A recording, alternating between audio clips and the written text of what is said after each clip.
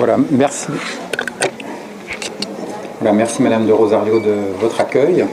Bonjour à toutes et à tous. Donc j'ai la difficile tâche d'essayer de soutenir votre attention au moment de la digestion. Ça ne va pas être facile, mais bon, je vais essayer de faire ce qu'il faut pour que vous puissiez trouver de l'intérêt dans mon propos.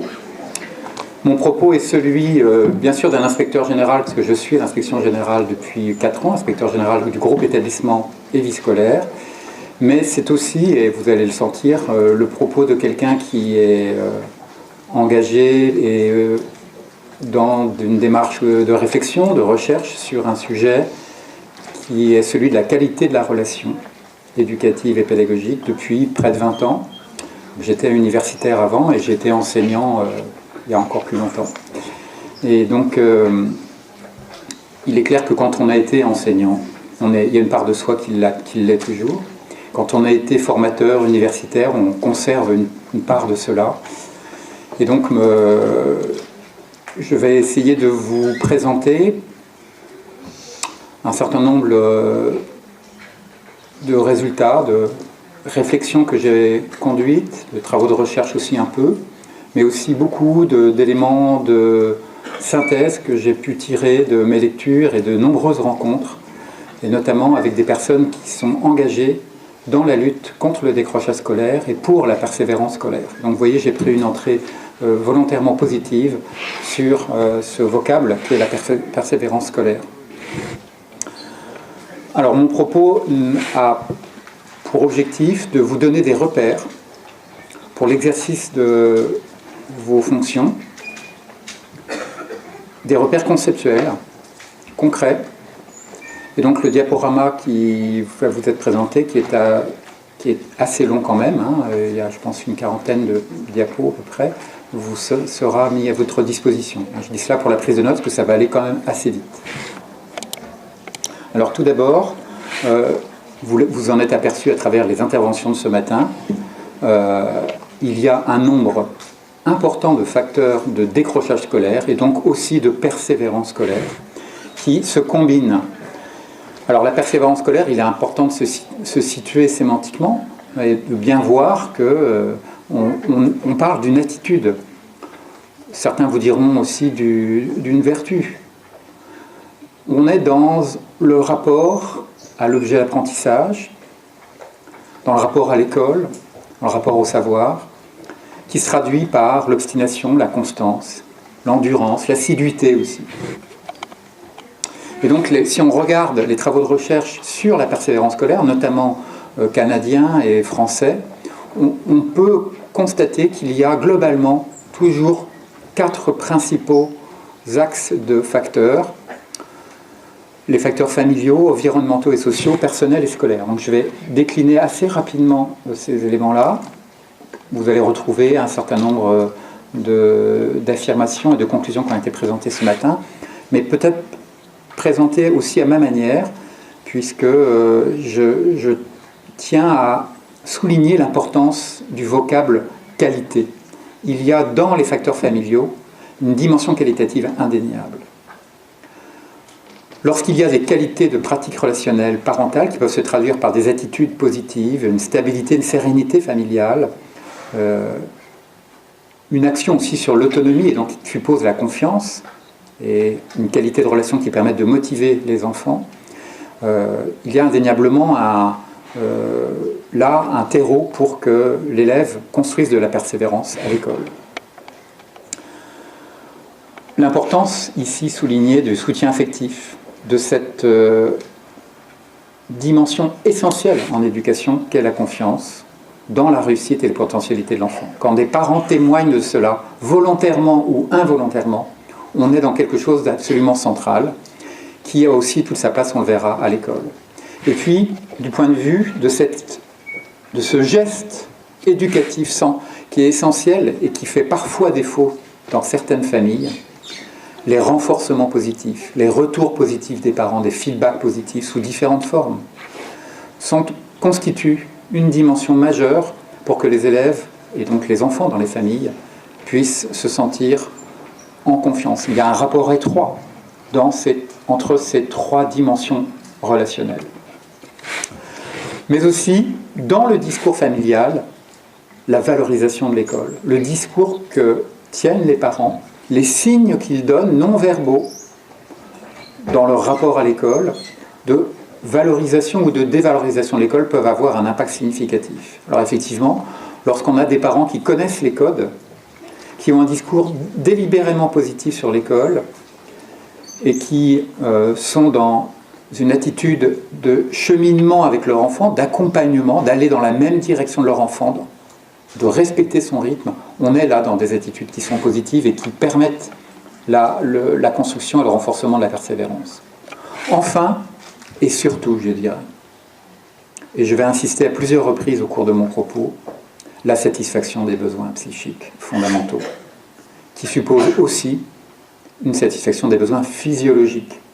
Donc, le sommeil, l'alimentation, on sait, à travers le rapport de mon collègue Jean-Paul Delahaye, dont vous avez eu connaissance sur la grande pauvreté, on sait combien une partie des élèves décrochent déjà parce qu'ils ne sont pas physiologiquement en situation de pouvoir suivre dans les meilleures conditions à l'école. Et que dans la famille, il y a, en termes de fonction première, de pouvoir nourrir, garantir un sommeil de qualité, des parents qui ne jouent pas pleinement leur rôle et qui ne sont en tout cas pas en mesure de le faire. Alors, cette dimension que j'ai soulignée en gras des besoins psychologiques, ou qu'on pourrait dire psychiques fondamentaux, est capitale. La psychologie contemporaine le montre très bien. On pourrait citer de nombreux travaux à ce sujet. Avec ce besoin premier, je vais y revenir tout à l'heure, qu'est la sécurité, de se sentir sécure à la maison dans la relation à son père, à sa mère. Si on prend l'exemple d'un enfant qui a l'un des deux parents alcooliques, le problème majeur pour lui, c'est pas que ce parent soit alcoolique en soi, c'est ce que l'alcoolisme va induire comme insécurité comportementale du père ou de la mère en question. Et cet enfant va être dans un questionnement vis-à-vis de l'imprévisibilité du comportement de son père ou de sa mère. Et puis, bon, vous voyez, tous ces petits vocables qui sont des univers pour chacun d'eux. Quand on parle de reconnaissance, n'avons-nous pas, chacun de nous ici présent, besoin de cette reconnaissance? Quand on est enfant, dans cette période de grande vulnérabilité qu'est l'enfance, quand ce besoin de reconnaissance n'est pas comblé, comment peut-on s'aventurer dans l'inconnu, cet inconnu que propose l'école?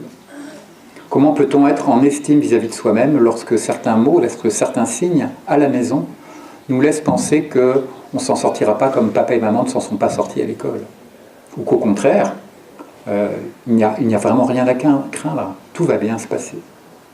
Donc vous voyez, on pourrait ainsi, et je vais le faire tout à l'heure, décliner le sens de chacun de ces besoins psychiques fondamentaux, j'y reviendrai, mais en comprenant bien que la bienveillance éducative, elle est étroitement, je dis bien étroitement, articulée à la capacité des parents à satisfaire les besoins psychiques fondamentaux de leurs enfants, volontairement ou involontairement, par leurs attitudes, par leurs mots, par leur communication.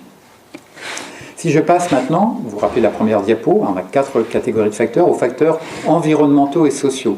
Là aussi, selon les enfants, selon les adolescents, il y a des perméabilités, des influences variables qui s'expriment ici on est sur les facteurs de persévérance, donc d'influence positive, directe des personnes qui entourent l'enfant, par des phénomènes que la psychologie sociale a bien étudiés dans les années 60, l'influence majoritaire d'un groupe social, d'une famille, d'un clan, d'une communauté, mais aussi l'influence minoritaire, parfois d'une personne, d'une grand-mère, d'un grand frère, d'un oncle, d'un parrain, d'un voisin, qui par effet d'entraînement va ouvrir un jeune à un sujet, va lui ouvrir sa sensibilité, va lui transmettre des valeurs. Les valeurs au sens pas des valeurs républicaines. Je parle des valeurs personnelles, ce qui a de l'importance pour une personne. Par exemple, l'honnêteté, la responsabilité, le courage. Voilà des valeurs qui peuvent être transmises par une personne de l'environnement. Mais aussi, en termes d'influence positive directe, le soutien manifeste, relationnel, dans la communication régulière, qui permet de tisser une relation significative, de construire un véritable lien avec les enfants. Or, dans les propos des décrocheurs, j'y reviendrai tout à l'heure, quand il y a un lien significatif de construit avec au moins l'un des parents, on est véritablement dans la construction d'une relation forte, d'une relation qui favorise la capacité du jeune à s'aventurer dans l'inconnu et à développer de la confiance en soi. Donc l'influence peut s'exercer en forme, vous voyez, sous la forme de sécurisation, de stimulation aussi, sur le plan culturel, sur tous les plans comportementaux. Mais les influences positives peuvent s'exercer aussi indirectement, non pas directement par la communication, mais aussi par le comportement, mais indirectement par la valorisation d'un objet tiers dans la relation, par la valorisation de ce que produit le jeune, par la valorisation de ses habitudes, ou d'habitudes comportementales prises par une personne ou par la communauté, de projets partagés ensemble, d'actions conduites ensemble. Et là aussi, cette action indirecte s'opérera sur des valeurs et aussi sur des aspects un peu plus subtils que constituent le rapport au savoir, le rapport à la culture, le rapport à la loi, le rapport à l'autre. Il est clair que lorsqu'on est environné de personnes sur le plan familial qui sont attentifs à l'autre, qui sont dans des attitudes d'empathie cognitive et émotionnelle, soi-même on développe une empathie cognitive et émotionnelle. On fait attention à ce que va penser ou va ressentir l'autre. A contrario, lorsqu'on a des parents qui ont peu d'empathie, ont un rapport au savoir qui est un rapport de méfiance, un rapport de désintérêt, il est plus difficile de bénéficier d'une influence positive. Alors, la réalité est beaucoup plus complexe, puisqu'il y a aussi certainement des dimensions transgénérationnelles, des dimensions qui nous échappent, qui font que la personnalité d'un jeune est influencée pas uniquement par la famille, on va le voir. Il y a des facteurs strictement personnels. Là, vous conviendrez qu'il est difficile de se dire mais qu'est-ce qui est personnel, qu'est-ce qui ne l'est pas. Il y a toujours, lorsqu'on est dans ce registre-là, des limites difficiles à déterminer et à dessiner. Mais on peut considérer qu'il y a sur le plan cognitif des jeunes qui ont moins d'aptitudes que d'autres, a priori. Et encore, là, c'est discutable. Un certain nombre de tests menés tout au long de la scolarité d'un jeune et dès la plus tendre enfance tendent à montrer que, au même âge, et dans des environnements qui sembleraient tout à fait comparables, il y a des potentiels de compétences cognitives différents. Des aspirations différentes, donc des personnalités, des goûts différents. Et j'aime beaucoup reprendre cette phrase d'un article de Philippe Pernoud, qui est un sociologue de l'éducation, qui dit, dans un numéro consacré à la motivation scolaire, un numéro des cahiers pédagogiques, le sens dépend des envies qu'il satisfait, des besoins qu'il comble, des projets qu'il sert et des obligations qu'il honore. On voit bien toute l'influence que peut subir un jeune sur le plan cognitif, sur le plan de ses envies, de ses besoins, de ses projets, de ses obligations. Et donc, les adultes vont pouvoir jouer un rôle déterminant en actionnant le levier des besoins, le levier des projets, des envies et des obligations. On en reparlera tout à l'heure. Autre facteur personnel, mais qui, vous voyez, ne sont pas complètement personnels, dès qu'on parle d'interaction, l'ouverture aux interactions sociales positives avec les pairs et les adultes. C'est à cheval avec les précédentes catégories de facteurs. Et puis cette dimension qui paraît personnelle, mais qui se construit dans l'interaction, qui est la résilience, la capacité notamment au sens large du terme, et j'y reviendrai, à rebondir sur les événements difficiles de la vie, ce que le jeune peut rencontrer de délicat dans sa progression. J'y reviendrai tout à l'heure. Enfin, la perméabilité aux influences des pairs. On voit des jeunes qui, par leur personnalité, sont beaucoup plus perméables que d'autres aux influences de leurs camarades, que ce soit dans les interactions de visu et à travers les relations sociales, mais aussi à travers les relations indirectes développées sur les réseaux sociaux. Une perméabilité plus ou moins grande, et on retrouve des données significatives chez les décrocheurs, puisque 65% d'entre eux déclarent que leurs amis sont d'avis qu'il est important de terminer ses études secondaires. Ils sont 86 chez les persévérants et les diplômés. Vous voyez, les chiffres ne sont pas les mêmes en termes de perméabilité aux influences des pairs, selon que les élèves sont décrocheurs ou pas. 50% des décrocheurs avaient également un ami décrocheur. On voit ici l'influence, des phénomènes d'influence minoritaire qui s'exercent dans des communautés de jeunes. Et puis, de nombreux travaux actuellement sont développés depuis, encore plus aujourd'hui, mais cela date déjà depuis les années 50-60, sur les addictions. On sait qu'il y a des différences significatives de perméabilité aux addictions, et notamment aux addictions comportementales, qui sont beaucoup plus récentes. Je vous renvoie à un ouvrage sorti il y a quelques semaines du docteur Loewenstein sur les addictions, qui s'intitule « Tous addicts », si mes souvenirs sont bons. Même les adultes, nous avons des addictions comportementales.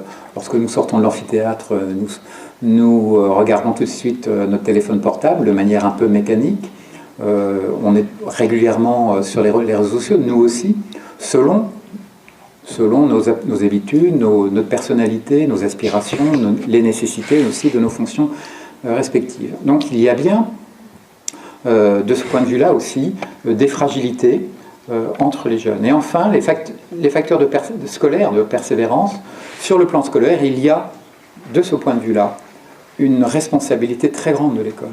Puisque si l'on concentre les analyses, et que l'on résume les analyses d'Elisabeth Bauthier et de Catherine Blaya, qui ont été, notamment pour Catherine Blaya quand même, qui est une référence nationale en France sur la question du décrochage et de la persévérance, si on résume les 9 facteurs importants, que nous dit-on?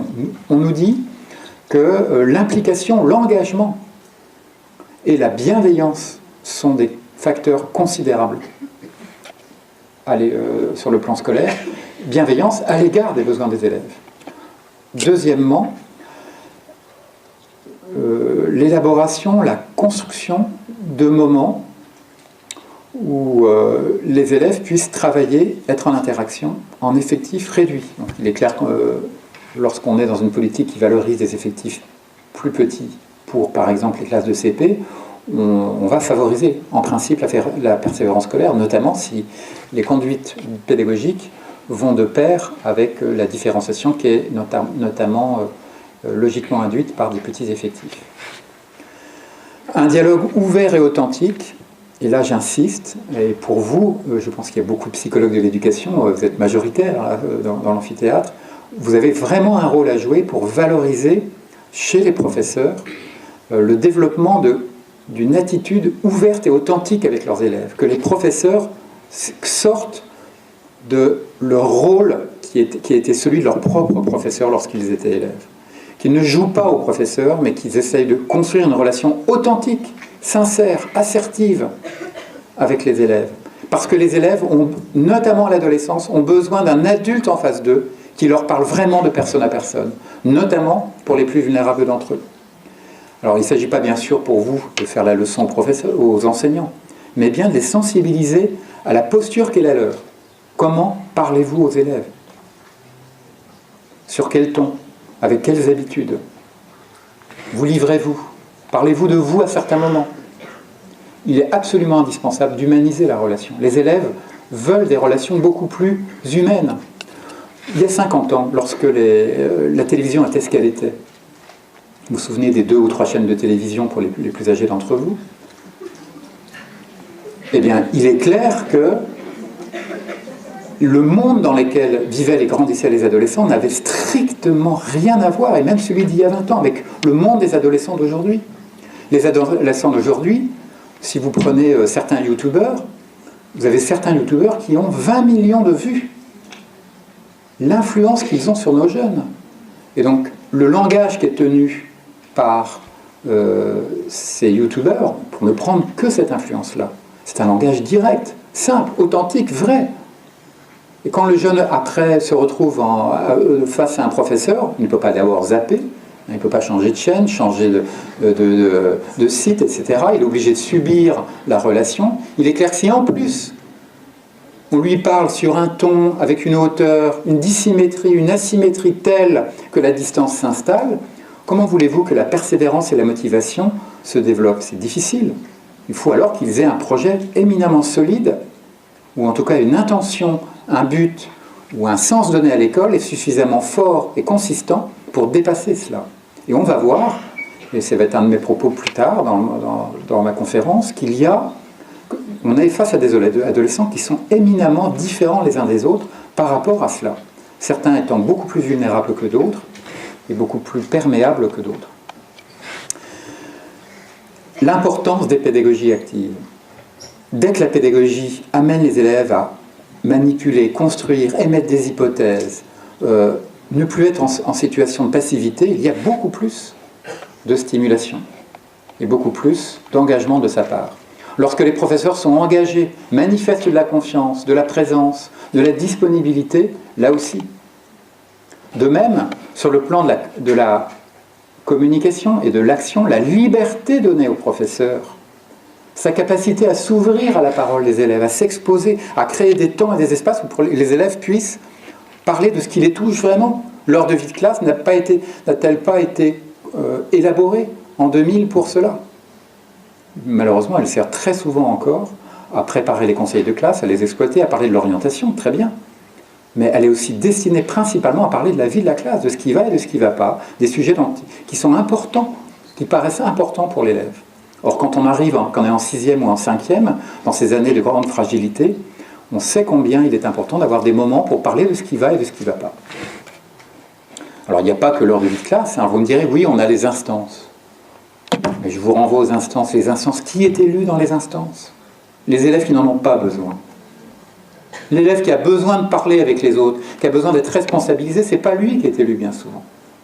Donc elles ont leur importance. Le CVL, le CVC, le CVC ont leur importance, bien sûr. Mais ils n'auront d'importance que si parallèlement, dans les classes, il y a des espaces pour préparer ce que l'on va dire dans ces instances, pour que les délégués eux-mêmes puissent être représentants véritables de leurs camarades. Donc, il s'agit d'interpeller les professeurs sur ces questions-là. Quand les enfants, les jeunes, ont-ils la possibilité de parler de ce qui les touche vraiment?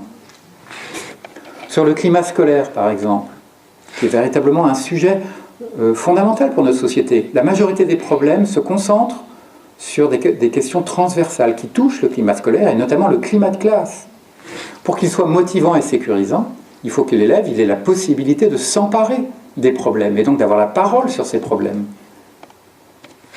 Sur les modalités d'évaluation, on est là sur un vaste sujet aussi. Il y a de la persévérance lorsque l'évaluation, elle est sécurisante, lorsqu'elle ne stigmatise pas l'échec ou la difficulté ou l'erreur.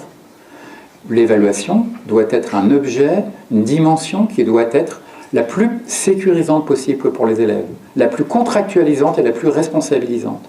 Donc, en étant clair et transparent sur les conditions dans lesquelles on prévoit d'évaluer, sur ce qu'il y a à réviser, sur les questions qui vont être posées, l'élève, il est renvoyé à sa propre responsabilité. Et là, on ne joue plus à exercer du pouvoir et de l'autorité à travers l'évaluation. Donc, ce sont ici des variables sur lesquelles, bien sûr, il y a moyen de revenir et d'interpeller, d'interroger aussi les collègues professeurs lors de réunions que vous pouvez avoir avec eux sur des sujets qui touchent à ces dimensions-là. Et enfin, je parle des élèves vulnérables. L'enfance, l'adolescence est par définition une période de grande vulnérabilité. Mais selon les milieux dans lesquels vivent les enfants, et grandissent les enfants, selon les circonstances que traversent les familles, il y a des vulnérabilités bien plus aiguës et bien plus fortes chez certains élèves qui viennent les fragiliser. Et ces élèves-là ont tout particulièrement, et j'y reviendrai tout à l'heure, besoin de care, d'accompagnement. Ce sont eux qui méritent leur attention, ce sont eux dont vous parlez lors des GPDS notamment, bien sûr. Alors je vais m'attarder sur les besoins des élèves, parce qu'effectivement, j'en ai parlé tout à l'heure, les besoins fondamentaux des élèves, c'est une dimension essentielle, capitale, lorsque l'on veut favoriser la persévérance, prévenir le décrochage. Vous avez tous entendu parler, dans votre formation, des travaux très anciens d'Abraham Maslow sur les ouvriers, et qui avaient identifié déjà les besoins physiologiques et les premiers besoins psychologiques fondamentaux. D'autres psychologues humanistes, comme Thomas Gordon, Marshall Rosenberg, pour n'en citer que quelques-uns, ont continué et poursuivi ce travail-là. Donc il y a toujours, comme je le disais toujours, l'alimentation et le sommeil qui est une dimension essentielle, mais il y a principalement sur le plan psychique la question du cadre et de la discipline en classe. Une classe dans laquelle l'enseignant sécurise ses élèves par un contrat clair, transparent, éventuellement construit avec les élèves, et c'est un cadre qui est sécure pour lui. La question de l'appartenance pour les élèves qui viennent en cours d'année ou issus de milieux qui auraient tendance à favoriser l'exclusion, elle devient une dimension centrale lorsque des élèves sont atteints de handicap. L'appartenance, tout ce qui touche à la construction de l'identité, devient une dimension centrale qui va empêcher l'élève de s'engager, de s'impliquer, d'être à l'écoute s'il se sent exclu. Donc, c'est parfois des paroles toutes simples d'un professeur des écoles à l'égard de ses élèves ou d'un professeur de collège-lycée à l'égard de quelques-uns des élèves les plus attentifs à leurs camarades pour les amener à s'occuper, à être bienveillants, à essayer de faire en sorte d'accueillir ce camarade qui est arrivé en cours d'année, de se soucier de ce qu'il devient, etc., etc. Alors après, il y a un certain nombre de besoins que l'on connaît, mais ce sont des mots simples, hein, ce sont des vocables que nous connaissons tous, que nous manipulons tous, mais qui nous situent au cœur du problème. On aura beau ajouter et empiler les dispositifs, ce que nous dit Éric Charbonnier, expert de l'OCDE, qui analyse les résultats de PISA pour la France régulièrement, tant qu'on n'aura pas pris à bras le corps le problème de la qualité de l'action éducative, la qualité de l'action, nous ne pourrons plus progresser, notamment sur le traitement de la difficulté scolaire. Et ça passe par une attention toute particulière à ces jeunes qui, touchés par des périodes de vulnérabilité, ont besoin d'aide. Ou alors, dans certaines disciplines, on a tous eu des disciplines où on n'était pas très à l'aise, disciplines où on a vraiment besoin d'aide. L'aide, elle doit être ciblée selon les besoins des élèves, aux élèves qui en manifestent les besoins. La question du sens et de la motivation, bien sûr. La persévérance est en étroite relation avec la motivation. La motivation va venir entretenir la persévérance. Et comme le disait Philippe Pernoud, la motivation, c'est du sens. La motivation se construit dans l'action, et lorsque ce que propose l'enseignant sur le plan didactique a du sens, parce qu'il y a une accroche didactique par l'usage du numérique, l'usage de la pédagogie de projet, quelque chose qui va vraiment attirer les élèves, alors la motivation vient naturellement. Et la recherche a produit, dans le domaine de la motivation, de nombreux travaux, et depuis très longtemps. Si on prend par exemple les pédagogies actives, je ne vais pas développer, mais les travaux de John Dewey sur la pédagogie de projet, de Rudolf Steiner sur l'importance des arts, l'expression artistique, de Maria Montessori à travers ces petits matériels qui favorisent la construction des apprentissages de manière autonome. Et on pourrait continuer ainsi, de Fernand Houry, de Célestin Freinet sur les conseils d'élèves. Célestin Freinet était un des plus grands pédagogues du XXe siècle et qui a inventé énormément de choses, énormément d'outils. Si on s'attarde sur la psychologie de la motivation, elle a été étudiée par de nombreux chercheurs aux États-Unis, et je vais vous présenter quelques éléments repères qui mériteraient que vous puissiez les développer ou les rappeler parfois lors de certaines réunions, lors de certaines relations au sein des équipes éducatives. Et puis enfin, et je ne le développerai pas parce que je n'ai pas le temps cet après-midi, les neurosciences affectives et sociales. Je ne parle pas des neurosciences cognitives. Je parle des travaux que vous avez entendu parler, qui ont été vulgarisés par Catherine Guéguin, à travers son petit ouvrage chez Pocket, là, pour une enfance heureuse, qui nous dit bien que lorsqu'un jeune bénéficie d'un environnement de violence éducative ordinaire, eh bien cette amygdale cérébrale, qui est le siège des émotions, qui est totalement opérationnelle à la naissance, qui fait que les bébés pleurent très régulièrement à la naissance, ce qui est bien normal parce que c'est leur seul mode d'expression. Cette amygdale cérébrale, un jeune qui bénéficie d'une violence éducative ordinaire, c'est-à-dire régulièrement des propos violents, il a beaucoup de mal à développer son cortex orbitofrontal, ici, qui va lui permettre, notamment et aussi l'hippocampe, qui vont lui permettre de réguler l'expression des émotions dans l'amygdale, au niveau de l'amygdale. Et on sait, a contrario, et c'est bien dit dans cet ouvrage de Catherine Guéguin, qu'un jeune qui bénéficie dans sa famille d'une bienveillance éducative et d'une bienveillance aussi pédagogique à l'école va pouvoir développer ce cortex orbitofrontal et développer à travers le jeu des neurotransmetteurs des aptitudes et des compétences à réguler dans les moments difficiles ces émotions. Or, il y a, sur le plan de la régulation des émotions, tout un travail de sensibilisation à mener en France. Nous sommes très en retard par rapport à certains pays parce que tout ce qui concernait l'émotionnel était un peu tabou, était réservé au monde de la fragilité et de la sensibilité. Or, comment voulez-vous qu'on puisse améliorer le niveau du système éducatif si on n'est pas sensible justement à toutes ces émotions qui sont vécues dans l'univers de la classe. Or, la classe, l'école en général, est un lieu où les émotions sont permanentes, notamment pour les élèves les plus vulnérables, qui ont des peurs, qui ont des angoisses, du stress.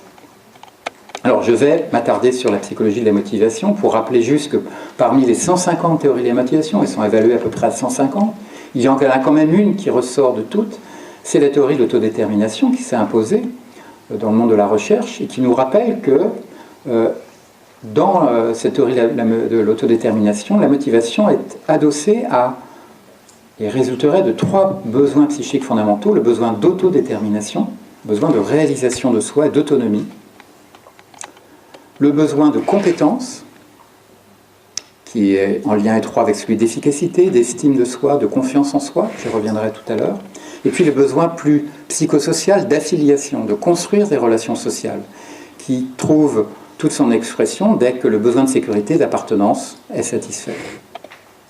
Donc ces 3 besoins sont déterminants parce qu'ils favorisent la motivation et la persévérance.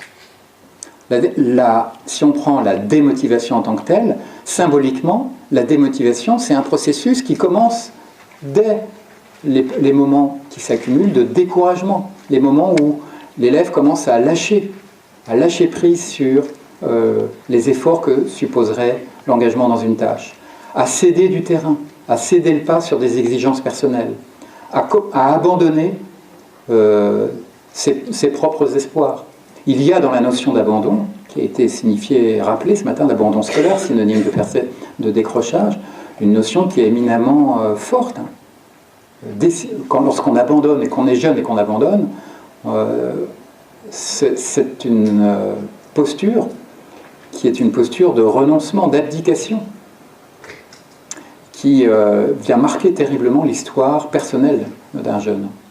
Décider d'abandonner ce chemin qu'empruntent tous les autres pour aller à l'école, c'est renoncer à un espoir, une ambition, ce qui en principe nous porte lorsqu'on est enfant ou adolescent. Donc il y a dans l'abandon une dimension du renoncement très forte. Et le décrochage, lorsqu'à un moment donné vient se manifester, il est précédé de tout cela.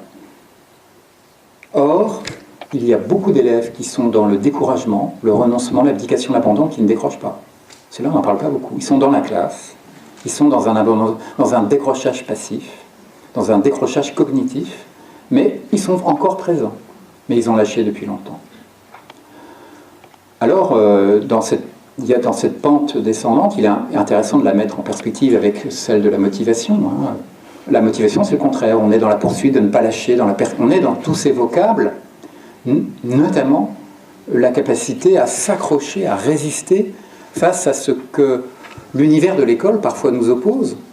Lorsque l'évaluation conduit à faire l'objet de feedback négatifs, de moments de découragement, tous les élèves ne sont pas égaux. Il y a d'un côté ceux qui font preuve de résilience et d'un autre côté ceux qui ont des difficultés à cela. On va en parler tout à l'heure. Autre besoin fondamental, et c'est le besoin à fleur de peau des adolescents, le besoin de justice. Beaucoup d'entre vous ont des enfants, adolescents, j'imagine, pour certains d'entre vous. Vous savez combien, à la maison le soir, et il n'y a pas besoin d'attendre l'adolescence, même là, on a des jeunes de 7, 8, 9 ans, vont nous dire « Ah ben, il s'est passé telle ou telle chose, c'est vraiment injuste. » Il y a cette sensibilité très forte à ce qui est juste ou injuste. Et quand on fait la synthèse, comme l'ont très bien fait Marie du Rubella et Denis Meuret dans un ouvrage sur le sentiment de justice à et sur l'école, présente un certain nombre de travaux européens qui ont quelques années déjà, mais qui montrent que partout, et dans toutes ces recherches, on retrouve toujours 2 tiers de jeunes qui considèrent qu'il y a de la justice à l'école. Et ça veut donc dire qu'il y en a 1 tiers qui considèrent qu'il n'y a pas de justice à l'école ou qu'il n'y en a pas suffisamment. C'est considérable. Ça veut dire que dans une classe de 27 élèves, vous avez 9 élèves, en moyenne, un tiers, qui considèrent que l'école manque de justice, notamment autour de quoi? Autour beaucoup de la question de l'évaluation, du mérite, de la reconnaissance du travail fait. Donc il y a toute une réflexion à mener lorsque vous avez la possibilité de participer à certains conseils de classe, à certains GPDS où sont présents des professeurs principaux, vous pouvez aborder la question de l'évaluation, parce que c'est véritablement encore un sujet tout à fait d'actualité. J'ai parlé tout à l'heure de la confiance de l'adulte, qui est sans doute, lorsqu'un enseignant a du mal, un parent a du mal, au moins le minimum à faire, à accomplir, faire confiance, donner sa confiance. Or, dans la relation asymétrique entre un adulte et un jeune, celui qui doit faire l'effort de la confiance, je parlerai tout à l'heure de la réciprocité des confiances et de la confiance, c'est d'abord l'adulte. C'est pas à l'enfant d'abord de faire confiance. L'enfant, lui, naturellement, en général, il est enclin à faire confiance. À l'adolescence, c'est plus différent parce qu'il a déjà accumulé toute une expérience qui l'amène parfois à douter et à se méfier. Mais l'enfant petit va faire confiance naturellement dans l'adulte. Le respect. Attention à ce vocable, qui est un vocable étendard, que brandissent certains jeunes, un tel il ne me respecte pas, mais qui vient signifier bien d'autres choses. Lorsqu'un jeune va dire « cet adulte ne me respecte pas », il vient dire « il ne me reconnaît pas, il n'est pas juste avec moi ». Il va dire autre chose que le simple respect ou non-respect verbal. Là aussi, on a un besoin central. Et puis, on a ce besoin qu'avait déjà, avec ses propres mots, identifié, Abraham Maslow parlait déjà d'estime de soi dans les années 40-50, qui est cette dimension centrale dans la psychologie humaine, cette dimension sans laquelle nous ne serions tous pas là. Nous avons besoin d'estime de nous-mêmes pour pouvoir avancer. Et elle mérite un peu d'attention, même si c'est une dimension que vous connaissez tous très bien, mais qui, à mon avis, mérite qu'on y entre sous différents angles. Par exemple, celui des réciprocités. Il y a, me semble-t-il, pour développer l'estime de soi, besoin d'un environnement qui crée un socle de relations éducatives respectueux de 4 réciprocités. Une manière de s'en souvenir, c'est par le participe passé du verbe créer. On crée cet environnement lorsqu'on est dans ces 4 réciprocités. On se fait confiance mutuellement entre adultes et enfants. On se respecte mutuellement. Donc il y a l'engagement dans le respect. Et puis, cette exigence, non pas vis-à-vis de l'autre, mais vis-à-vis de soi-même. Être exigeant vis-à-vis de soi-même dans la relation à l'autre, c'est absolument essentiel. Je fais attention à la manière dont je te parle, à la manière dont je te considère, à la manière dont j'entre en relation, dont j'accueille ce que tu me dis, de manière réciproque. Et enfin, l'engagement réciproque. On ne peut pas, un adulte a besoin, un professeur a besoin que les élèves s'engagent aussi. Donc cet engagement réciproque, il doit, à mon avis, contractualiser la relation. La relation doit se contractualiser autour. Après l'estime de soi, elle mérite un regard sur peut-être la définition, ou les définitions, parce que les auteurs ne sont pas d'accord. Certains parlent de sentiment, de représentation, d'opinion, qu'on a de sa propre valeur. D'autres parlent de capacité, prouver une opinion favorable. Donc on parle aussi d'attitude intérieure, qui dispose à agir plus ou moins en confiance, à s'accepter tel que l'on est. Il y a ce vocable de l'acceptation. Les psychothérapeutes savent très très bien que bien des adultes qui, suite à des épisodes de dépression, viennent consulter, rencontrent des problèmes qui viennent soulever et questionner l'estime de soi et mettent en jeu l'acceptation de soi. On n'a jamais fini d'apprendre à accepter les autres tels qu'ils sont, d'être dans une acceptation inconditionnelle de l'autre, de même qu'on n'a jamais fini d'apprendre à s'accepter soi-même, ce qui suppose une certaine bienveillance vis-à-vis de soi-même. Et je crois que là on a un vocable, mais qui est d'une importance capitale. On pourrait prendre 1 heure pour développer ce concept-là. Lisez Imparfaits, libres et heureux de Christophe André, cet ouvrage qu'il avait sorti après l'ouvrage sur l'estime de soi avec François Lelord, où il explique très très bien les rapports étroits qu'il y a entre acceptation et estime. S'accepter soi-même, s'estimer soi-même suppose de s'accepter soi-même. Et on sait que dans l'estime qu'on peut avoir vis-à-vis de l'autre, suppose ce travail d'acceptation de l'autre. Et si l'on considérait, et si on diffusait l'idée que toute relation humaine peut être l'occasion de faire l'expérience du meilleur de qui on est.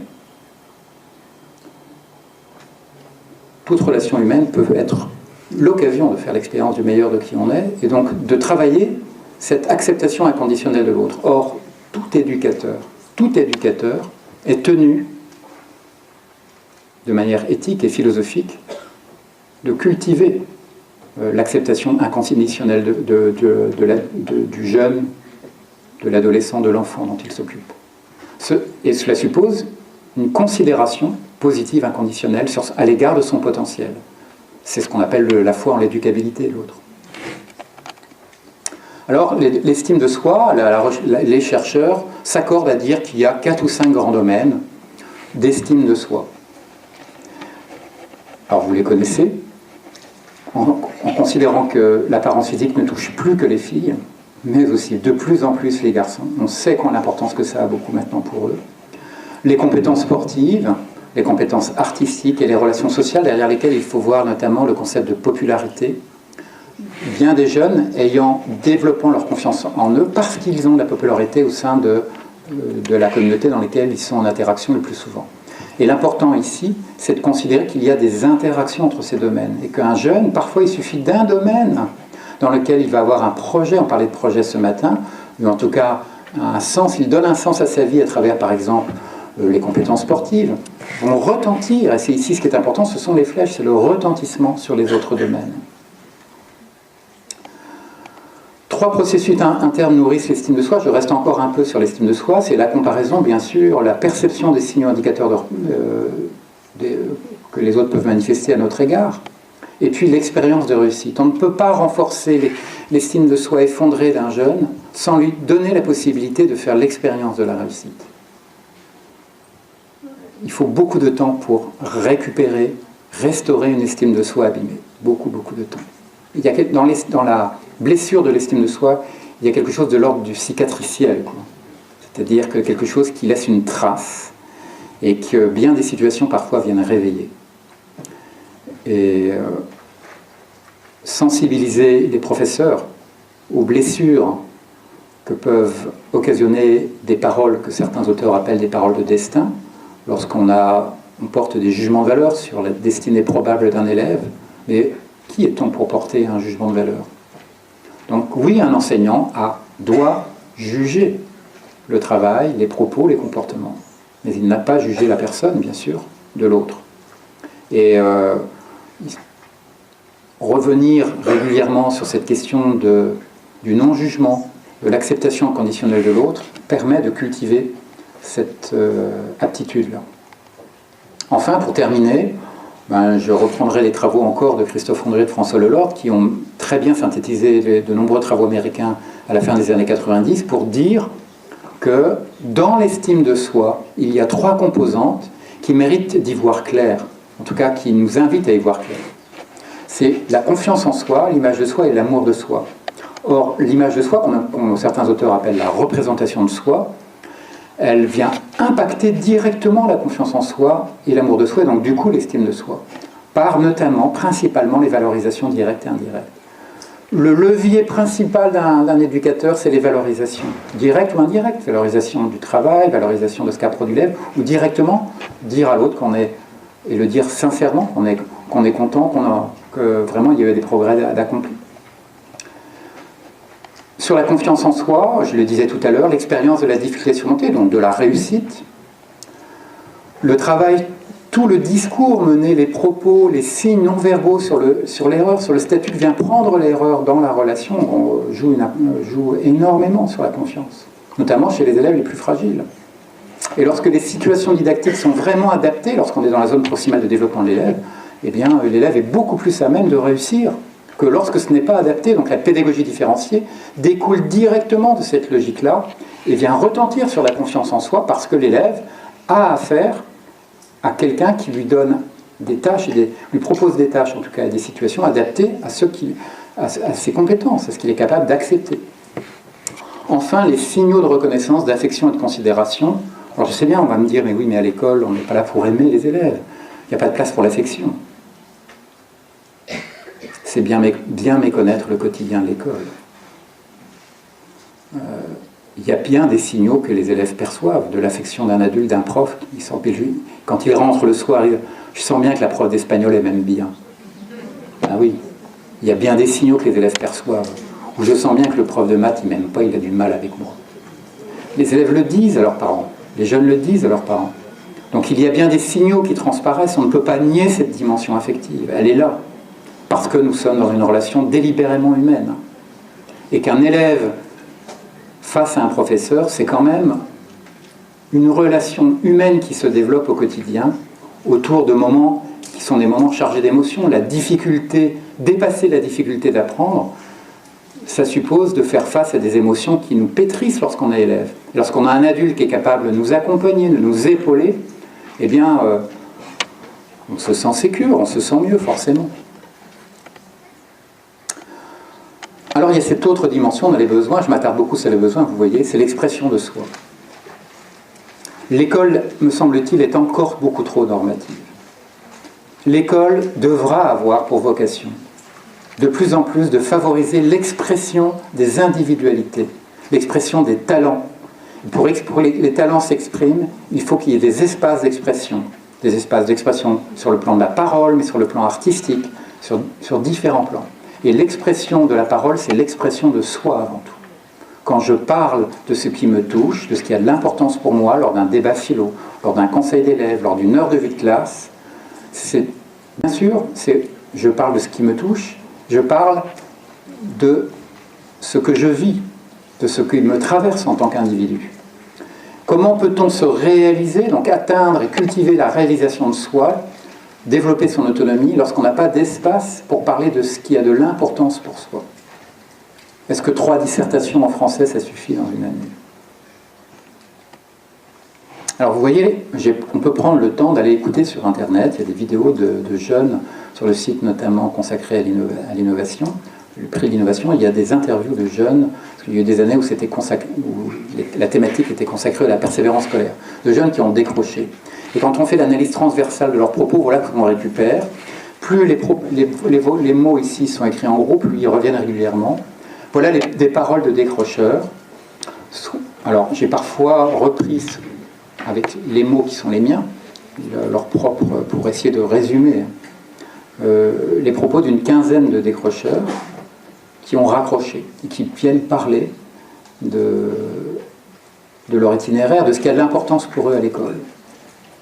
La confiance, le dialogue, le respect inconditionnel, le soutien positif, la présence, des profs engagés, une authenticité, une relation privilégiée. On voit bien que derrière tout cela, ils n'ont pas employé le mot bienveillance, mais on est bien dans la bienveillance des adultes. Et pas de cette bienveillance passive qui tendrait à mettre l'élève au fond de la classe, je ne lui fais pas de mal. C'est une bienveillance passive.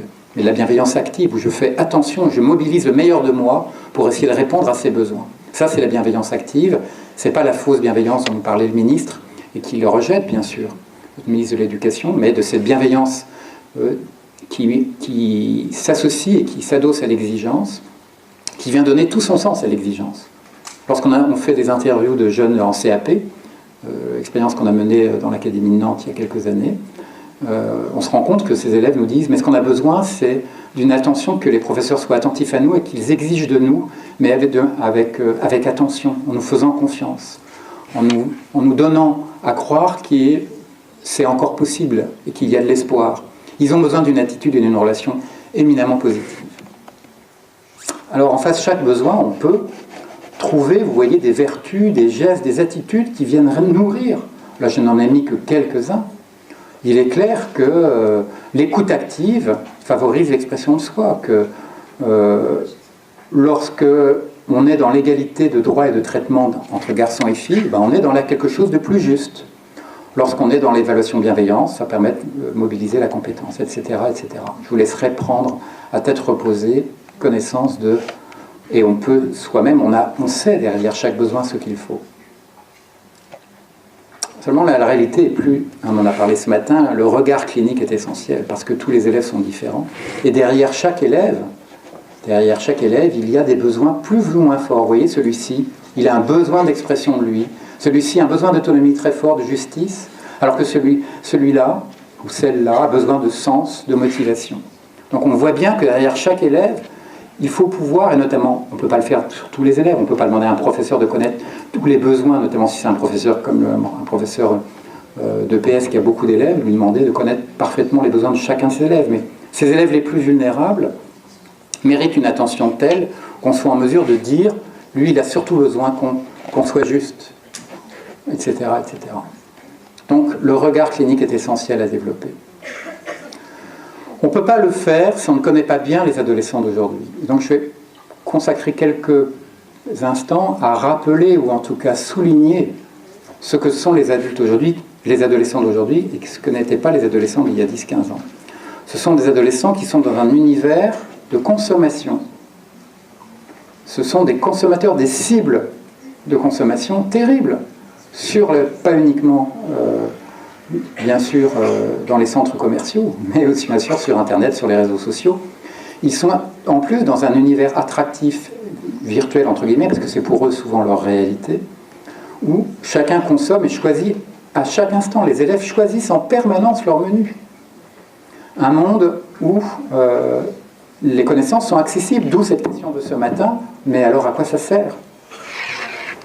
L'école, à quoi ça sert ce que l'on nous apprend? Donc là, il y a une accessibilité des connaissances qui mérite d'être discutée, qui suppose un supplément de pédagogie de la part des enseignants. Une liberté d'expression, mais alors, la voilà la liberté d'expression, mais c'est une liberté d'expression qui n'est pas encadrée. Elle est sur les réseaux sociaux. Sur les réseaux sociaux, on peut invectiver, on peut être violent sur les réseaux sociaux sans que personne ne dise quoi que ce soit. Donc, bien sûr, vous êtes au courant du phénomène le plus grandissant actuellement, qui est la violence, la cyberviolence. Lisez le rapport de l'ONU de septembre 2015 sur la violence faite aux femmes, la cyberviolence faite aux femmes, qui touche des millions de femmes sur la planète et qui ne fait que préfigurer, en tout cas, ce qui se passe dans les établissements ne fait que préfigurer ce qui attendent les jeunes femmes adultes.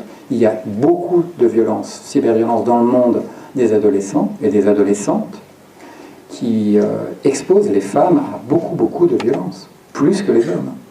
Et donc il y a tout un travail à mener qui doit nourrir les projets éducatifs d'établissement. Le volet éducatif des projets d'établissement doit être nourri par cette problématique-là, qui trouve son apogée sur les problématiques de cyberharcèlement. Mais ce n'est pas que du cyberharcèlement, c'est aussi des images qui circulent, qui ne concernent pas forcément uniquement... Mais quand on laisse un certain nombre d'images sur l'éducation et la sexualité se diffuser, être à la portée des jeunes, quelle image on donne des rapports entre hommes et femmes?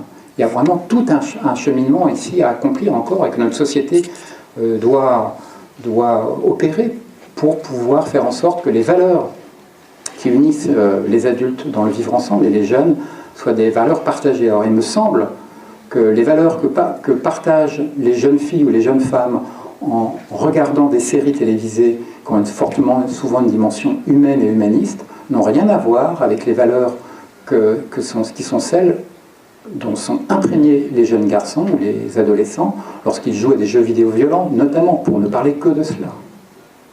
Combien d'adolescents se font rééduquer par les filles? On a quand même bien un problème, quand même. Comment peut-on... L'histoire dira. Comment a-t-on pu laisser à la portée de nos adolescents tant d'images insensées, devant lesquelles il n'y a pas de place pour partager de l'émotion? Nous, pour les plus âgés d'entre nous, quand nous regardions sur la chaîne numéro 1 ou numéro 2 de la télévision un film qui nous touchait sur une scène émouvante, on partageait à l'époque, avec nos parents présents, nos émotions, et on pouvait s'émouvoir de bien peu. Maintenant, nous sommes effarés devant des scènes de violence qui ne touchent plus personne. Autre phénomène, la désynchronisation des temps sociaux. Ne voyez pas de dramaturgie dans mon propos, hein. Il y a une réalité qui est là, que je vous traduis, que vous connaissez, hein. Elle est simplement mise en mots. La désynchronisation des temps sociaux qui s'opère, qu'on a identifié en sociologie depuis une dizaine d'années, qui est tout simplement ce phénomène par lequel des jeunes rentrent chez eux le soir et ne sont plus que devant des écrans, ils ne mangent plus avec leurs parents. Donc, les temps sociaux du repas, qui sont des temps où on construit les valeurs et les normes sociales, sont désynchronisés. Il y en a de moins en moins. Donc, ce que dénonçaient de nombreux sociologues, et notamment François Dubet, dans un de ses ouvrages sur la perte des valeurs dans l'institution. Les valeurs, dans notre pays, et dans beaucoup de pays occidentaux, se construisent maintenant sur les réseaux sociaux, dans les communautés. Et donc ce ne sont plus du tout les parents qui, à l'adolescence, transmettent principalement des valeurs. Ils en transmettent, mais de manière moindre, surtout lorsqu'il y a un laisser-faire sur le rapport aux écrans.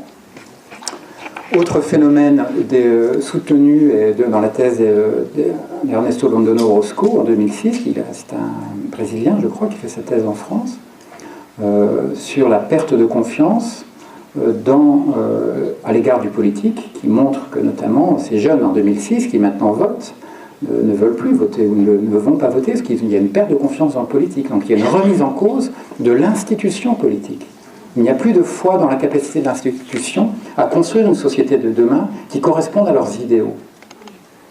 Donc il y a une crise de valeurs, des conflits de valeurs entre les valeurs que vivent des jeunes dans leur environnement et les valeurs qui sont promues par l'école. Dans certains quartiers, là où j'ai pu aller en mission avec des collègues, où on interroge les parents qui ne comprennent plus les valeurs de l'école, qu'ils ne les comprennent plus parce qu'ils les jugent trop exigeants, trop décalés. Donc les jeunes qui sont imprégnés aussi du discours de leurs parents vivent des conflits de valeurs entre les valeurs de leur communauté, parfois la communauté religieuse, et les valeurs de l'école. Donc ce conflit de valeurs supposerait des moments de dialogue pour reconstruire, re-hiérarchiser les valeurs. Vous voyez ? Je vous rappelle, les valeurs, je parle ici des valeurs du vivre ensemble, les valeurs, et aussi les valeurs personnelles, c'est ce qui a de l'importance pour une personne, une communauté. En termes de rapport des adolescents à l'école, je vais aller un peu plus vite, 30% se disent satisfaits de leur vie scolaire, 2/3 trouvent leur scolarité fatigante et stressante, ce sera un rapport de l'INSERM, un peu plus d'un quart disent que les adultes de l'école leur font peur, c'est beaucoup un quart. Plus des 2/3 disent qu'ils se sentent quelquefois angoissés de ne pas réussir assez bien à l'école. 1/3 des élèves pensent être traités avec injustice, ça je l'ai déjà dit. Donc vous voyez en bleu que l'école est un univers quand même où il y a, contrairement à ce que nous disent certaines enquêtes, je parle notamment d'une enquête sur les climats scolaires qui dit qu'il y a 93% des jeunes qui sont satisfaits du climat scolaire, c'est méconnaître la capacité de la psychologie à l'adolescence à refouler ce qui est difficile. Lorsque des adultes viennent à l'occasion d'une dépression réactiver des moments de harcèlement, des moments difficiles avec un professeur, qu'ils avaient complètement refoulés, eh bien, ça dénote la capacité qu'a le corps humain à cultiver une forme de sauvegarde psychologique et à mettre de côté ce qui ne va pas. Un jeune a cette capacité, et heureusement d'ailleurs. C'est ce qui fait qu'ils ne sont pas si perméables que cela à la violence sur les réseaux sociaux ou à la violence. Il y a quand même une très grande capacité de sauvegarde. Malgré toutes les images dont ils sont imprégnés, ils arrivent quand même à trouver un équilibre. On a devant nous une majorité de jeunes qui sont équilibrés psychologiquement. Une majorité. Grâce à ces capacités de sauvegarde, mais seulement ces capacités de sauvegarde les amènent à refouler de nombreuses émotions négatives qui ressurgissent dans les moments difficiles de leur vie d'adulte. La réalité des collégiens, c'est que quand ils arrivent au collège, ils ont une image, vous voyez, ils aiment beaucoup l'école, globalement, massivement. Et puis cela décline. On retrouve ça sur tous les travaux sur le rapport à l'école. On retrouve cela, et après ça remonte un peu au lycée, vers le lycée. Et puis chez ceux qui ont un rapport négatif, eh bien, très négatif en début, cela monte. Ça montre bien qu'il y a une marge de progression au collège pour que la courbe ici soit beaucoup moins forte. Or, lisez, je vais vous conseiller quelques livres qui ne sont même pas dans la bibliographie qui est en fin de mon diaporama. Lisez l'ouvrage de Rebecca Shankland, spécialiste de psychologie positive. Elle est maître de conférence à l'Université de Grenoble et intervient dans le DU de psychologie positive. Son ouvrage sur les pouvoirs de la gratitude, qui vient de sortir il y a quelques mois. On voit la puissance de l'attention reconnaissante d'un adulte qui, vis-à-vis d'un jeune, reconnaît le travail, les mérites accomplis, remercie lorsque un jeune a fait quelque chose de bien pour le groupe. C'est valable pour les jeunes, mais aussi pour les adultes. Eh bien, dans ses travaux de recherche, si vous voulez aller chercher dans les revues scientifiques, elle montre très bien que ce phénomène-là peut être simplement infléchi par l'attention, reconnaissance et la gratitude. Dans une classe où les adultes, les professeurs font preuve de gratitude, d'attention reconnaissante, eh bien les élèves ont un mieux-être très significatif. Vous pouvez lire aussi le dernier rapport du CNESCO du 3 octobre dernier, il y a quelques jours, sur la qualité de vie à l'école, qui montre comment on peut développer le bien-être à l'école. Alors tout à l'heure, je vous ai parlé de résilience, puisque c'est un facteur de persévérance. Eh bien la résilience, vous savez tous ce que c'est, mais attention à bien... Vous savez que c'est un terme emprunté aux sciences physiques. Attention à bien distinguer la définition anglo-saxonne qui veut qu'on mette sous le vocable résilience une capacité très large de rebondir sur les difficultés de tous ordres. Tandis que nous, en France, et là c'est à l'instar des travaux de Boris Cyrulnik, on a tendance à surtout prendre en considération la capacité à dépasser un traumatisme. Mais j'aime bien cette idée qu'ont les anglo-saxons de considérer la résilience comme une compétence qui permet de faire face à ce qui est difficile dans la vie. Et donc, parmi les élèves résilients, il y a eu déjà beaucoup de travaux menés au Canada et aux États-Unis à la fin des années 90, en France, ça commence, en tout cas sur le plan de l'éducation.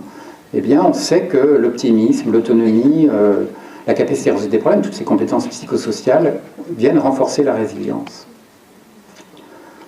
Et les espaces de parole, lorsqu'ils sont là, nourrissent cette résilience. Alors toujours sur la résilience, là si je synthétise les travaux de 5 chercheurs assez connus, notamment Ilona Boniwell qui fait beaucoup parler d'elle en France, on sait que lorsqu'on a des exigences élevées et réalistes, qu'on développe des relations bienveillantes à l'égard des besoins fondamentaux de chaque élève, lorsqu'on prend le temps d'aller à la rencontre de ces élèves, notamment les plus vulnérables, lorsqu'on les encourage à connaître leurs propres forces et leurs habitudes personnelles. Intéressez-vous au perroquet de perception qu'utilise Ilona Boniwell. Là. Vous allez sur différents sites qui développent ces travaux. On voit très très bien comment on peut développer les gestes mentaux qui permettent aux jeunes d'être beaucoup plus volontaristes positivement à l'égard de ce qu'ils vivent, analyser positivement les situations de ce qu'ils vivent. C'est valable pour nous. Combien de situations nous amènent à broyer du noir? Si on regardait les choses positivement, si on développait un regard beaucoup plus positif, on serait beaucoup moins enfermé dans une psychologie et une émotion négative. Ce qu'on appelle ici le développement de la flexibilité mentale. Apprendre à privilégier les émotions positives. Alors je sais bien que cette psychologie positive qu'on met à toutes les sauces, qui est extrêmement galvaudée, elle est critiquée. Je suis désolé, il y a une opérationnalité qui est manifeste. J'ai beau essayer de rechercher personnellement depuis pas mal d'années les failles, je vois surtout beaucoup de puissance, de potentialité derrière ces approches-là, et peu de failles. Donc personnellement, je vous invite à aller voir ce que vous pouvez en tirer, et intéressez-vous à des auteurs comme Rebecca Shankland, que j'ai cité tout à l'heure, parce qu'elle a cette rigueur scientifique, notamment dans son ouvrage qui présente la psychologie positive. À contrario d'autres peut-être universitaires ou d'autres psychologues qui pourraient avoir tendance à n'y voir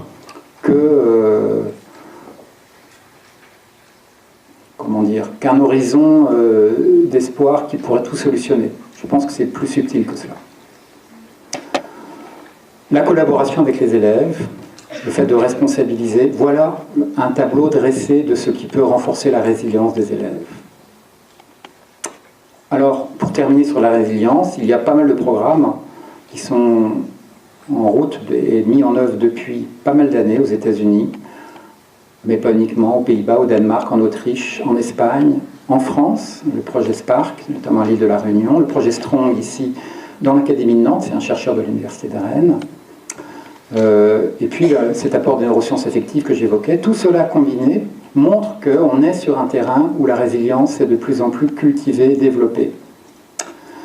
Je vous disais tout à l'heure que pour les jeunes qui vivent dans un environnement qui est source de grande vulnérabilité, lorsque des parents vivent des périodes de tension, qu'il y a un abandon affectif ou alors des problèmes économiques l'élève vit dans des environnements où la souffrance psychologique, là je reprends des travaux de l'UNICEF, on retrouve le pourcentage ici, les facteurs liés au vécu personnel, lorsque le type de famille ici, les familles recomposées exposent plus les jeunes ou les familles où il y a l'un des parents isolés exposent plus les jeunes à de la souffrance psychologique. Aussi, lorsque les jeunes arrivent à l'adolescence, ils sont plus exposés que lorsqu'ils sortent de l'enfance.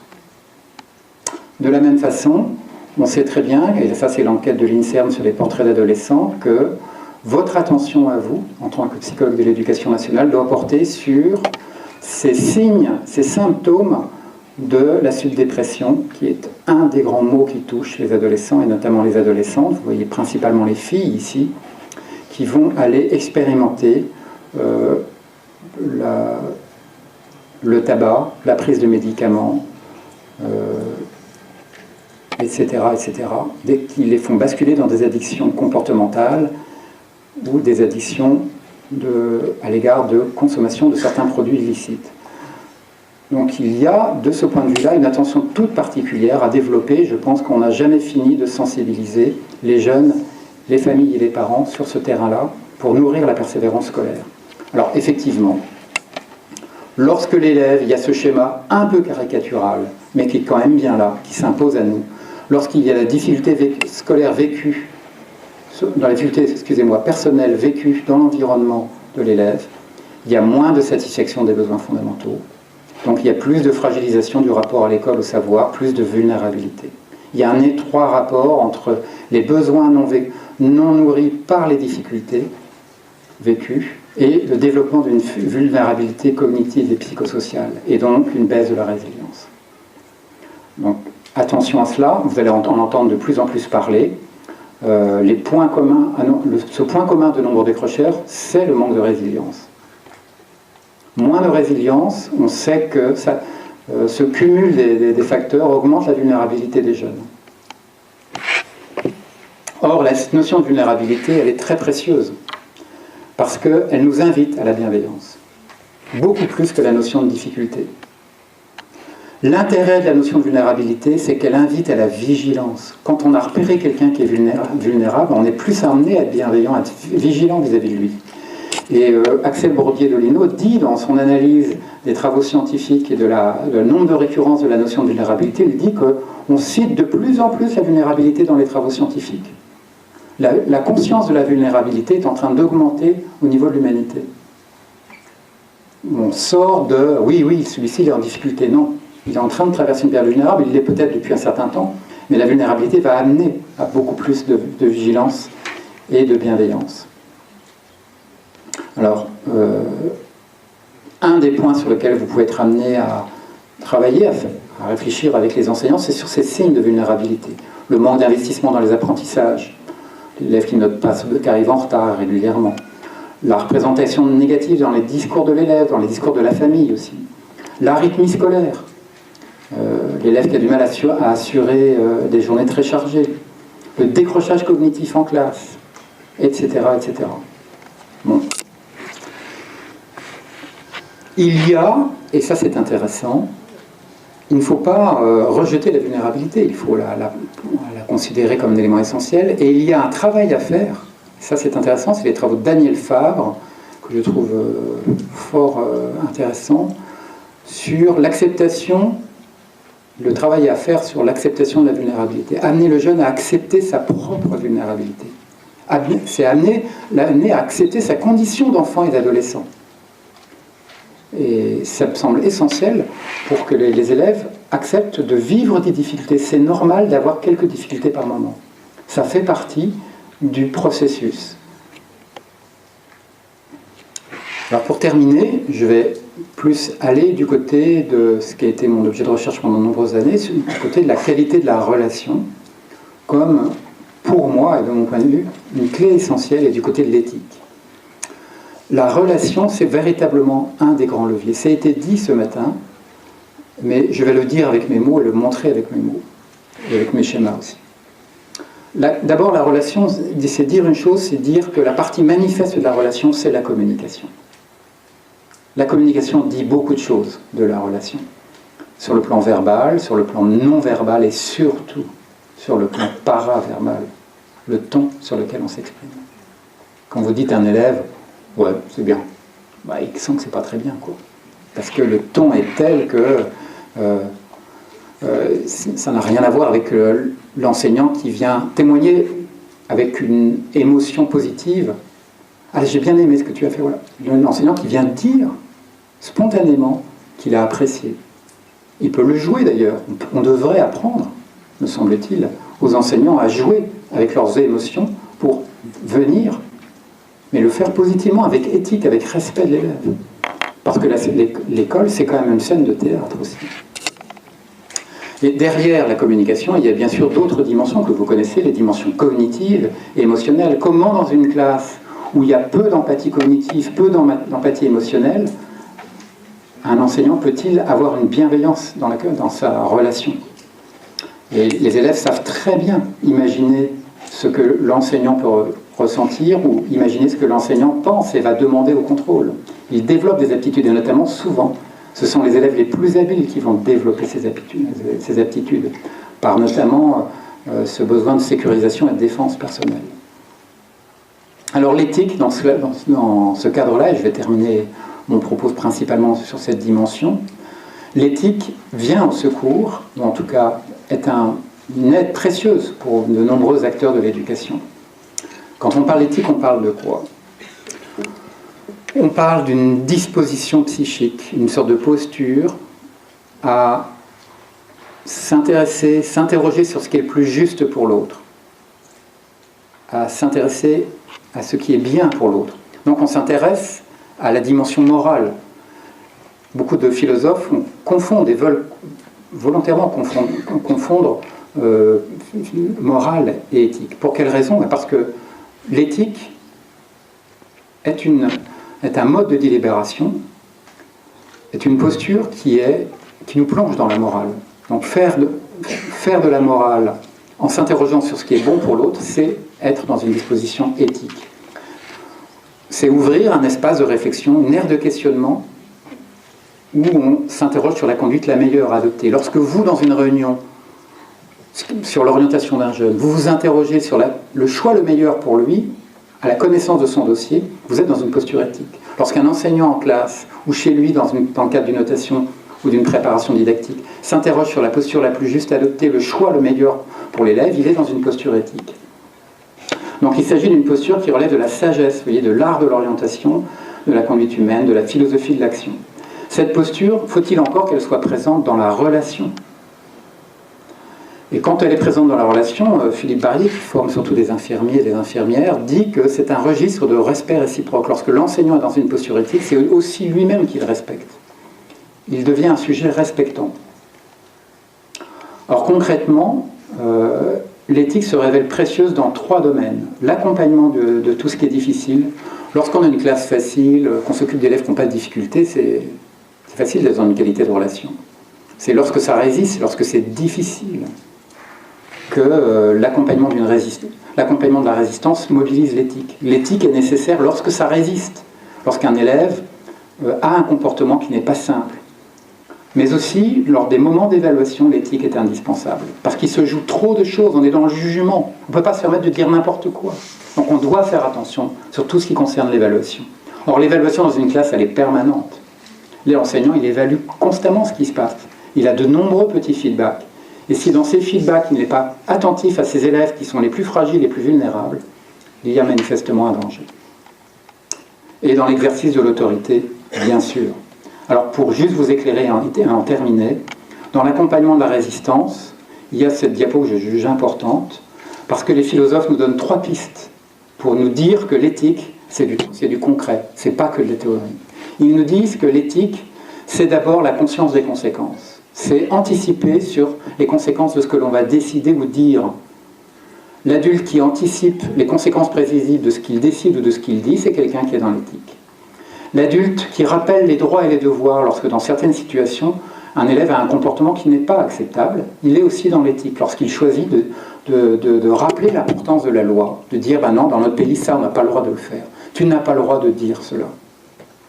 Donc rappeler le droit, mais aussi se raccrocher à ses propres devoirs de fonctionnaire, c'est d'être dans une posture éthique. Et enfin, lorsque l'on est dans un comportement vertueux, le vertuisme, c'est-à-dire essayer de donner le meilleur de soi, et bien des enseignants. Moi, je vois énormément d'établissements, d'équipes, je rencontre beaucoup d'équipes par nos fonctions où on circule beaucoup, et je vous assure que la grande majorité des acteurs sont dans des comportements vertueux, ils essaient de faire le meilleur de ce qu'ils peuvent. C'est l'éthique, ça, c'est l'éthique vertuiste, où on essaie de faire le mieux de ce que l'on peut. Seulement, il y a ces élèves les plus vulnérables qui demandent une attitude particulière, et je pense qu'il y a une quatrième orientation qui est le care, ce soin particulier vis-à-vis des plus vulnérables qui appelle un comportement qui est beaucoup plus attentif aux besoins. Il faut absolument que vis-à-vis des élèves les plus vulnérables, cette attention aux besoins se manifeste. Parce qu'eux, ils ne supportent pas l'injustice de la même manière que leurs camarades résilients peuvent le supporter. Tous ici, nous sommes des êtres résilients. Nous avons franchi un certain nombre d'obstacles qui nous ont amenés là. Mais combien, on en connaît un certain nombre qui n'ont pas pu réussir. Parce qu'ils avaient peut-être moins de force, ils étaient moins proactifs, moins d'empowerment, moins de résilience. Alors la réalité est complexe parce que souvent l'enseignant, il va conjuguer avec ces quatre-là. Il ne va pas être que dans une approche. Sur l'évaluation, je ne développerai pas. Il y a juste 9 critères de bienveillance. Et voilà, on les connaît. La recherche nous le dit depuis pas mal d'années. La transparence, la contractualisation, la différenciation. Être évalué sur demande. Des créations d'espace et de temps, des temps d'évaluation sans notes. Il ne faut pas bannir les notes. L'important, ce n'est pas la note ou l'absence de notes. C'est des espaces où on puisse apprendre, se confronter à la difficulté sans être systématiquement noté. Un ton positif, le ton sur lequel on rend les devoirs, on rend les copies, on s'exprime. Alors on voit bien qu'il y a derrière tout ça une exigence bienveillante qui manifeste un cercle vertueux. Un cercle vertueux qui, par la bienveillance, vient nourrir l'estime de soi, la résilience, la persévérance scolaire de l'élève, son bien-être, son rapport d'intérêt, de curiosité au savoir. Il y a ce cercle vertueux qui est nourri par l'attitude de l'enseignant, la qualité de la relation. Dernière diapo sur l'autorité. Elle est valable, l'autorité au sens large. Je pense que l'autorité bienveillante s'observe de bien des façons. Je ne parle pas de l'autorité immédiate lorsqu'il faut surseoir à la violence, je parle de l'autorité qui se construit dans la durée. C'est dans l'art et la manière de communiquer, on l'a vu tout à l'heure, mais c'est l'art et la manière d'exprimer sa considération, de prendre le temps lorsqu'un quelqu'un a des difficultés, de juger avec équité, d'être présent à l'autre, d'être présent dans les regards, de prendre ce temps-là, d'exiger le meilleur tout en étant patient, d'utiliser positivement l'erreur. Donc on retrouve les mêmes choses. Ce sont, vous voyez, on a des leviers simples, mais c'est bien dans la qualité de la mise en œuvre de cela que, et vous les connaissez, ces enseignants qui sont dedans, que se trouve justement l'efficacité de l'action éducative et pédagogique. Voilà, merci de votre attention.